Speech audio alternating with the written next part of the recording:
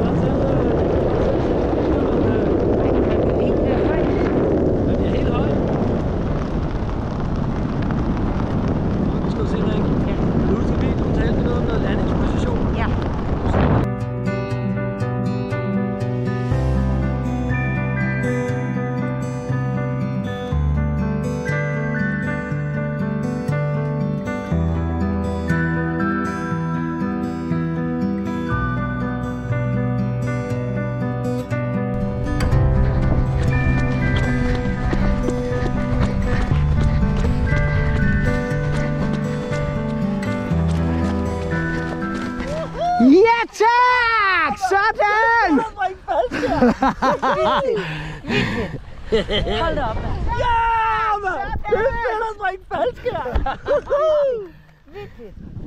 Hold da op, mand. Vel, det er rigtigt, så kan du rejse dig op. Nej, Så bliver du bare siddende nede på knæene. Okay. Det er helt fint, Frederik. Du kan rejse dig. Hold da op.